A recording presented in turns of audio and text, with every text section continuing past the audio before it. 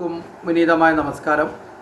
ശ്രീരാമസാഗരം രാമകഥയുടെ മാധുര്യത്തെ നുണയുന്ന കർക്കിടകമാസ ദിനങ്ങളിൽ സീതാസ്വയംവരം കഴിഞ്ഞ ശ്രീരാമചന്ദ്ര ഭഗവാൻ സഹോദരന്മാരോടൊപ്പം അവരുടെ ധർമ്മപത്നിമാരും ഒപ്പം ചേർന്നുകൊണ്ട് ദശരഥനും കൈകേയിയും കൗസല്യയും സുമിത്രയുമൊക്കെ അയോധ്യയിലേക്ക് ജനകൻ്റെ രാജകൊട്ടാരത്തിൽ തിരികെ വരുന്ന സമയം ഭാർഗവരാമൻ വളരെ വർദ്ധിച്ച കോപത്തോടുകൂടി ആ ഘോഷയാത്രയെ തടഞ്ഞു. വിവാഹാനന്തരമുള്ള ആഘോഷത്തോടു കൂടിയുള്ള ആ യാത്രാവേളയിൽ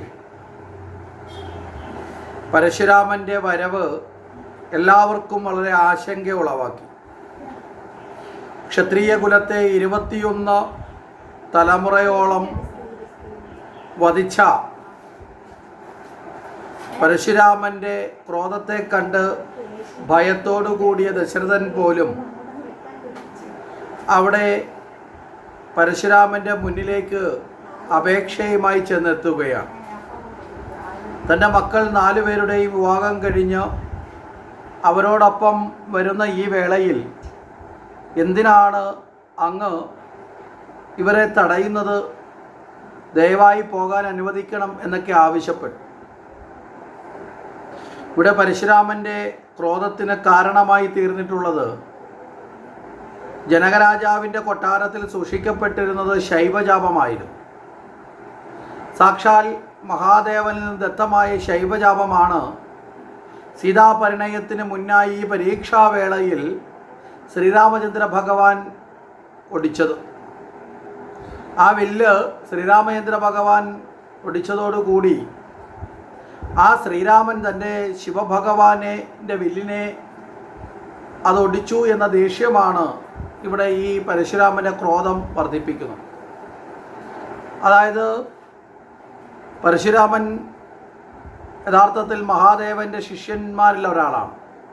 അപ്പോൾ തൻ്റെ ഗുരുനാഥനോട് നിന്ദ ചെയ്ത രാമനെ ഞാൻ വച്ചേക്കില്ല എന്നതാണ് ഇവിടെ ബാഹ്യമായ ഘടകമെങ്കിലും ഇവിടെ മറ്റൊരർത്ഥത്തിൽ നോക്കിയാൽ ശ്രീരാമനും അതുപോലെ തന്നെ പരശുരാമനും മഹാവിഷ്ണു ഭഗവാന്റെ അവതാരങ്ങളാണ്. അപ്പോൾ ഈ അവതാരങ്ങൾ തമ്മിൽ എന്തിനാണ് ഏറ്റുമുട്ടിയത് എന്നൊരു ചോദ്യം യുക്തിസഹജമായി നമുക്ക് ചോദിക്കാം. അപ്പോൾ പരശുരാമന് അറിയില്ലേ ശ്രീരാമൻ ഭഗവാന്റെ അവതാരമാണെന്നും? അതുപോലെ തിരിച്ചും. അപ്പോൾ ഇവർ തമ്മിൽ എന്തിനാണ് ഈ അവതാരങ്ങൾ രണ്ടും ഒരേ ശക്തിയാണ് എങ്കിൽ ഇവർ തമ്മിൽ എന്തിനാണ് ഏറ്റുമുട്ടിയത് എന്നുള്ള വാദവും അവിടെ നമുക്ക് ഉയർത്തിക്കൊണ്ടുവരാൻ സാധിക്കും. ഇവിടെയാണ് നമ്മൾ മനസ്സിലാക്കേണ്ടത്, ലോകത്തിന് മുന്നിൽ യാഥാർത്ഥ്യത്തെ കാട്ടിക്കൊടുക്കുക എന്നതാണ് അവതാര പുരുഷന്മാർ കാലങ്ങളിലായി അവരുടെ അവതാര ഉദ്ദേശങ്ങളിലൂടെയും കർമ്മത്തിലൂടെയും ചെയ്തു വരുന്നത്. ഇവിടെ എന്താണെന്ന് ചോദിച്ചാൽ പരശുരാമൻ്റെ അവതാരം അധർമ്മികളായ രാജാക്കന്മാരെ വധിക്കുക എന്നുള്ളതായിരുന്നു. എന്തുകൊണ്ടാണെന്ന് ചോദിച്ചാൽ രാജാക്കന്മാർ അധർമ്മികളാവുമ്പോൾ ഓരോ രാജ്യത്തിൻ്റെയും ആ രാജാവിൻ്റെ കീഴിൽ ഉള്ള ജനങ്ങൾ ആ അധർമ്മത്തെ സഹിക്കേണ്ടി വരും. അങ്ങനെ ധർമ്മിഷ്ഠരല്ലാത്ത അധർമ്മികളായിട്ടുള്ള രാജാക്കന്മാർ സ്വാർത്ഥത കൊണ്ടും അജ്ഞാനം കൊണ്ടും അഹങ്കാരം കൊണ്ടും വർദ്ധിച്ചു വരുമ്പോൾ അങ്ങനെയുള്ളവരുടെ കൈകളിൽ നിന്ന് ഈ സമൂഹത്തെ എമ്പാടും മോചിപ്പിക്കുക എന്ന ദൗത്യത്തിലാണ് കാർത്തിക വീരാർജുനൻ തൊട്ടുള്ള വധത്തെ 21 തലമുറയെ യഥാർത്ഥത്തിൽ പരശുരാമൻ വധിക്കുന്നത്. അങ്ങനെ 21 തലമുറയെ പരശുരാമൻ വധിച്ച് മുന്നോട്ട് വരുമ്പോൾ ഇതിനൊരു അവസാനം ഉണ്ടല്ലോ. അപ്പം നിലവിൽ വധിച്ചുകൊണ്ടിരിക്കുന്നവരൊക്കെ അധർമ്മികളാണ് എങ്കിൽ ഇതാ ഈ ഭൂമി പാലനത്തിന് വേണ്ടി ധർമ്മിഷ്ഠനായ ഒരുവൻ വന്നിരിക്കുന്നു എന്ന് ലോകത്തെ ബോധ്യപ്പെടുത്തിക്കൊണ്ട് തൻ്റെ കർമ്മത്തെ പര്യവസാനിപ്പിക്കണം എന്നുള്ളതാണ് അവിടെ യഥാർത്ഥത്തിൽ പരശുരാമൻ്റെ ഉദ്ദേശം. അവിടെ ഭാർഗവ കുലോത്തമനായ പരശുരാമൻ സൂര്യവംശജാതകനായ സാക്ഷാൽ ശ്രീരാമചന്ദ്ര ഭഗവാൻ അദ്ദേഹത്തിൻ്റെ ആ ധർമ്മബോധത്തെ മുൻനിർത്തിക്കൊണ്ട് യഥാർത്ഥത്തിൽ ഭൂമിയുടെ അധർമ്മത്തെ ഇല്ലാതാക്കിക്കൊണ്ട് താൻ നടത്തിക്കൊണ്ടിരിക്കുന്ന കർമ്മം ഇവിടെ അവസാനിപ്പിക്കുകയാണെന്നും എന്താണ് കാരണമെന്ന് ചോദിച്ചാൽ ധർമ്മിഷ്ഠനായ ഭരണാധികാരി ഇതാ വന്നിരിക്കുന്നു എന്ന് ബോധ്യപ്പെടുത്തുന്നതിന് വേണ്ടിയിട്ടാണ് ഇത്തരത്തിൽ വന്ന് ഒരു നേരിടിയിൽ നടത്തപ്പെടുന്നു. അപ്പോൾ അതിൻ്റെ ഫലമായിട്ട് പരശുരാമനും ശ്രീരാമനും തമ്മിലുള്ള ആ ഒരു ഏറ്റുമുട്ടൽ എന്ന് പറയുന്ന ഭാഗം അത് ഒഴിവാക്കപ്പെടുകയും ഈ സമയത്ത് ധർമ്മ പുനഃസ്ഥാപനത്തിന് വേണ്ടി, കാരണം രാവണാദി രാക്ഷസന്മാരെ നിഗ്രഹിക്കാനാണല്ലോ യഥാർത്ഥത്തിൽ ശ്രീരാമാവതാരം.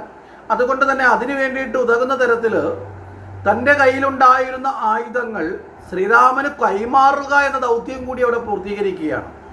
ഈ ആയുധങ്ങളാണ് ഇപ്പോൾ ഈ ശ്രീരാമചന്ദ്ര ഭഗവാൻ പരശുരാമനിൽ നിന്ന് സ്വീകരിക്കുകയും അത് വരുണദേവൻ്റെ കൈകളിൽ, കടലിൻ്റെ സമുദ്രദേവനായ വരുണൻ്റെ കൈകളിൽ ഏൽപ്പിക്കുകയും പിന്നീട് രാവണ നിഗ്രഹത്തിന് വേണ്ടി പോകുമ്പോൾ സേതു നിർമ്മിച്ച് സമുദ്രലംഘനം നടത്തുന്നതിന് മുമ്പ് വരുണദേവനിൽ നിന്ന് ഈ ആയുധം തിരിച്ചു വാങ്ങി ഈ ആയുധത്തിനെ സ്വീകരിച്ചുകൊണ്ടാണ് അവിടെ രാവണ നിഗ്രഹത്തിന് വേണ്ടിയിട്ടൊക്കെ പോകുന്നത്. അപ്പം അവതാര പുരുഷന്മാരുടെ അവതാര ദൗത്യത്തിനെ സഹായകരമായ നിലയിലും അതിൻ്റെ മഹത്വത്തെ ലോകത്തിന് ബോധ്യപ്പെടുത്തുന്ന നിലയിലും താൻ ചെയ്തു വന്നുകൊണ്ടിരുന്ന കർമ്മത്തിൻ്റെ അന്ത്യത്തിലായി ധർമ്മിഷ്ഠനായ ഭരണാധികാരി സംജാതമായി മര്യാദാ പുരുഷോത്തമനായ ധർമ്മസ്വരൂപനായ രാമൻ എത്തിച്ചേർന്നു എന്ന് ബോധിപ്പിക്കുന്നതിനും വേണ്ടിയിട്ടുള്ള ഒരവസരത്തെ സംജാതമാക്കുകയാണ് യഥാർത്ഥത്തിൽ പരശുരാമൻ്റെയും ശ്രീരാമൻ്റെയും തമ്മിലുള്ള ആ ഒരു സമാഗമം കൊണ്ട് വെളിവാക്കപ്പെടുന്നത്.